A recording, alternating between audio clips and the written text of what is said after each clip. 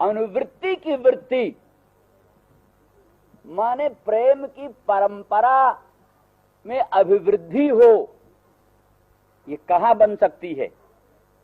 तो कहते हैं ना तो परमाणु में ह्रास हो, कहते परमाणु परिमाण में, अणु परिमाण में ह्रास नहीं होता और महत परिमाण में वृद्धि नहीं होती।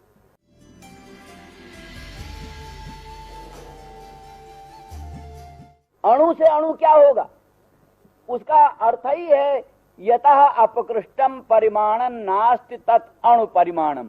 अणु परिमाण का लक्षण यही है, जिससे छोटा परिमाण कोई नहीं होता उसी का नाम अणु परिमाण। तो अणु परिमाण में ह्रास नहीं हो सकता, क्यों? ह्रास का अंतिम अवस्था, घटते घटते घटते घटते ह्रास की अंतिम अवस्था को अणु परिमाण कहते हैं।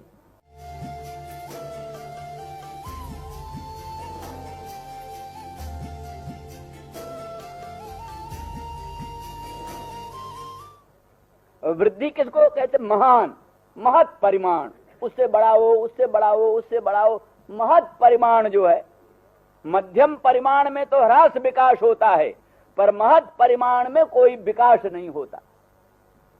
तो बोले जैसे अणु परिमाण में ह्रास नहीं होता, ऐसे महत परिमाण में वृद्धि नहीं होती। तो गोपांगनाओं का प्रेम महत परिमाण परिमित।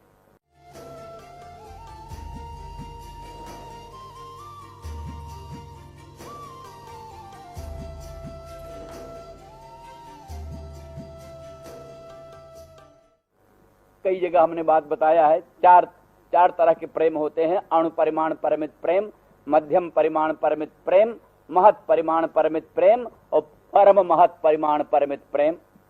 अणु परिमाण परिमित प्रेम सब प्राणियों में है। दुनिया में कोई प्राणी ऐसा नहीं जिसमें अणु परिमाण प्रेम न हो। किसी का प्रेम अपने शिशु में, किसी का प्रेम अपने पुत्र में, किसी का प्रेम अपने पति में, किसी का प्रेम अपने धन धान्य में। बिना प्रेम का दुनिया में कोई प्राणी नहीं। डायन भी कहीं न कहीं प्रेम करती, सांपिनी भी कहीं न कहीं प्रेम करती, बाघिनी भी कहीं न कहीं प्रेम करती। तो बिना प्रेम का दुनिया में कोई प्राणी है नहीं। अणु परिमाण परिमित प्रेम सब में।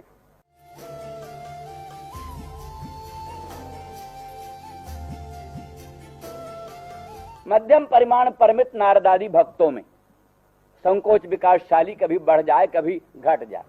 और महत परिमाण परिमित प्रेम श्री गोपांगनाओं में, महत परिमाण परिमित प्रेम।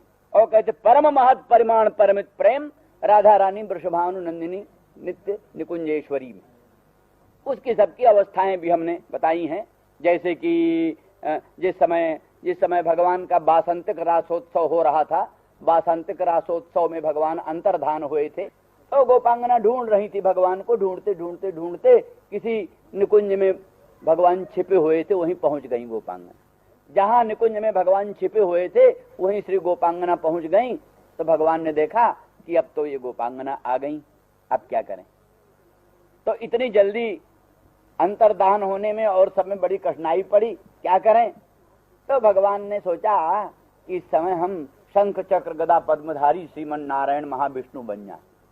उसी समय श्री कृष्णचंद्र भगवान शंख चक्र गदा पद्म धारण किए हुए, दिव्य किरीट मुकुट धारण किए हुए, दिव्य दामिनी दुत विनिंदक पीतांबर धारण किए हुए, अनंत ऐश्वर्य माधुर्य पूर्ण शंख चक्र गदा पद्म युक्त श्रीमन नारायण महाविष्णु के रूप में प्रकट। अब गोपांगना गई सामने, देखा तो चार भुजा के देवता, बड़ा सौंदर्य, बड़ा माधुर्य, बड़ा प्रभाव, बड़ा अद्भुत। वो दिव्य मुकुट किरीट की चमचमाहट, वो पीतांबर की दिव्य दमदमाहट, वो भूषण बसन अलंकारों की अद्भुत चमत्कृति, वो अनंत सौंदर्य माधुर्य देखा। लेकिन गोपांगनाओं के मन में जरा सा भी आकर्षण नहीं। एकदम जय चार भुजा के देवता महाराज, कृपा करो हमारे मदन मोहन श्याम सुंदर हमको मिल जाएं। बस ये आशीर्वाद लेकर चलती बनी, एक क्षण भी नहीं खड़ी हुई, एक क्षण भर भी खड़ी नहीं। इसको कहते महत परिमाण परमित प्रेम।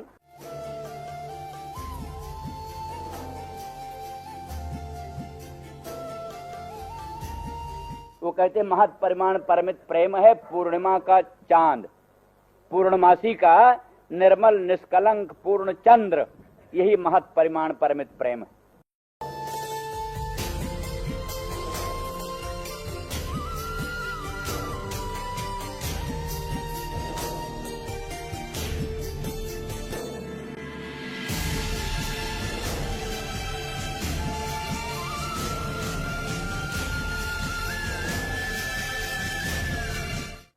उसके बाद में वहां राधा रानी आई, जिनका प्रेम था परम महत परिमाण परमित प्रेम, परम महत परिमाण परमित।